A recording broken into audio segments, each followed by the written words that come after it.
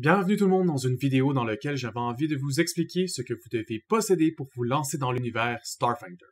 Le tiers numéro 1, ou ce que j'appelle le nécessaire pour tout groupe qui veut commencer. Vous avez deux choix. Soit vous achetez le Core Rulebook. C'est un livre qui regroupe toutes les informations nécessaires pour partir son propre univers, ou du moins d'utiliser le système solaire de base qui s'appelle le Pact World, avec quelques petites informations déjà accessibles dans le Core Rulebook, où vous avez encore l'option d'acheter la Starter Box. La Starter Box vient entre autres avec quelques petites aventures, des personnages préfaits, et même est une meilleure option si vous n'avez pas déjà joué à d'autres jeux comme D&D, Pathfinder ou n'importe quel autre jeu de rôle. Le Core Rulebook est donc le seul livre absolument nécessaire, autant sa version dans le Starter Box que sa version en livre complet, comme la majorité des stat blocks des carrés de statistiques pour créatures sont, eux, possibles à trouver en ligne sur plusieurs sites internet tels que Archive of Netis. Donc, je vais vous montrer une image de quoi ressemble le Core Rulebook. Donc ici, il suffit de trouver un livre en magasin, Starfinder Core Rulebook. Vous pouvez aussi aller sur le site directement de Paizo.com, qui ressemble à ceci, dans lequel vous pouvez aller dans l'option Starfinder et tout simplement trouver n'importe quel livre que vous auriez besoin dans l'onglet. Les premières informations qu'on trouve dans le Core Rulebook, c'est la map du système solaire, toujours très pratique à avoir. Et évidemment, vous allez retrouver une table des matières pour vous aider, mais il y a toutes les informations pour se créer des personnages, toutes les informations pour les races disponibles de base. Évidemment, il y en a vraiment plus que ça. Je suis même prêt à dire qu'il y en a plus que 100. Mais voici les 7 principales. Vous avez aussi les classes principales, les skills disponibles, les talents disponibles, l'équipement, toutes les règles tactiques pour être capable de jouer au jeu en appliquant le plus de règles, ou du moins les règles le plus adéquatement possible. Donc, tout DM qui a un peu de temps, qui a envie de créer sa propre histoire en servant juste de petites informations pour mieux se diriger, vous n'avez besoin que du Core Rulebook et votre campagne est partie. J'ai mis une parenthèse à ce tiers, donc on va l'appeler le tiers 1.5. Je conseille personnellement de posséder au moins un Alien Archive. Pour l'instant, vous pouvez posséder les livres Alien Archive numéro 1 jusqu'à numéro 4, mais juste en avoir un de ces 4-là va faire une grosse job pour vous. Ça va vous donner accès à plein de monstres pour populer votre campagne. Ça va aussi donner accès à plusieurs nouvelles races jouables pour vos joueurs, ainsi que donner juste plus de détails pour l'univers et rendre la job des combats vraiment plus facile pour le DM. Donc ici, on peut prendre l'exemple de Alien Archive 1. Encore une fois, quelques planètes de disponibles. Souvent, ils vont mettre en exemple les planètes qui sont le plus décrites dans ces monstres-là, ou du moins qu'on va retrouver ces monstres-là le plus souvent. Et par la suite, vous avez tous les monstres en ordre alphabétique. Ici, je vais tout simplement vous donner un exemple de quoi ça peut ressembler une page de monstre. Vous allez avoir son niveau, combat rating. Ici, ça peut être, en gros, ce qui représente un monstre de niveau 3.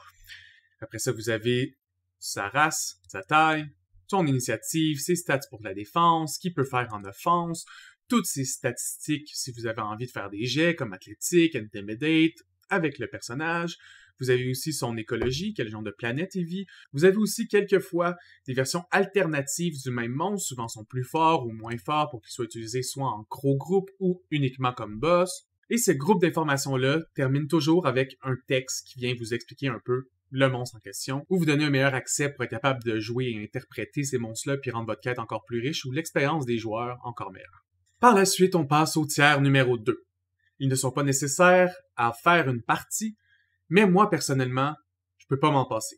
La raison pourquoi je peux pas m'en passer, c'est que ces livres viennent rajouter des options aux joueurs, et j'aime que mes joueurs aient l'option de faire le personnage qui leur tente le plus. De plus, souvent ces livres vont venir ajouter des mécaniques de jeu que les joueurs vont pouvoir utiliser ou que vous, DM, vous allez pouvoir utiliser pour rendre votre campagne encore plus diversifiée que ce que vos joueurs ont eu l'habitude de voir sur d'autres systèmes.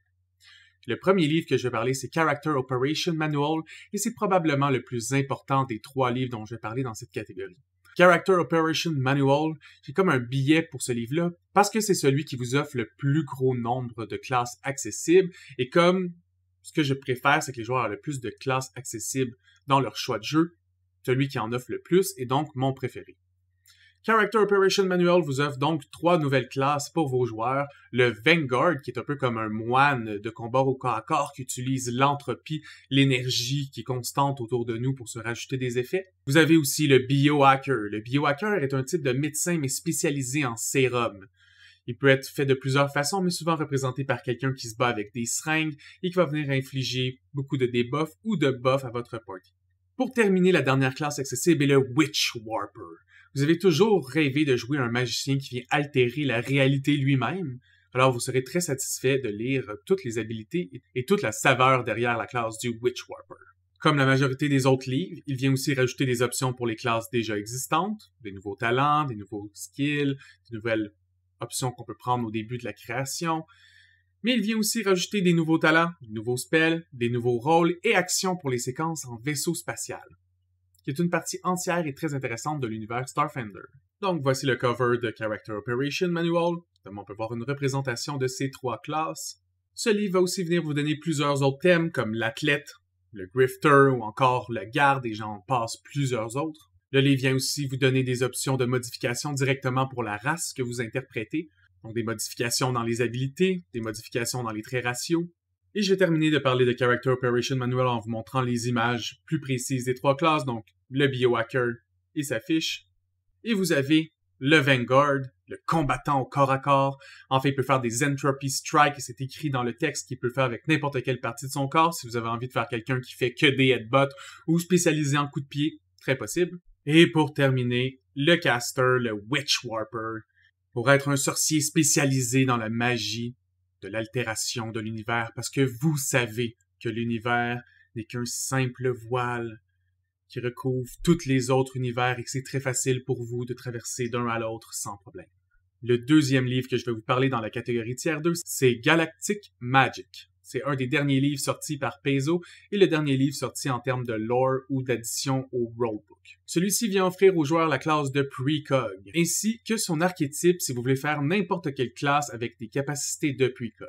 Donc si vous voulez prédire le futur et être badass dans des mécaniques qui seront ne pas faire chier votre DM, et je vous le confirme pour l'avoir lu, c'est une mécanique de précognition qui vient pas forcer le DM à créer des mysticisme ou des visions étranges pour votre joueur, ça laisse plutôt une mécanique basée sur des dés qu'il roule préalablement qui permet d'interchanger des résultats parce qu'il le savait.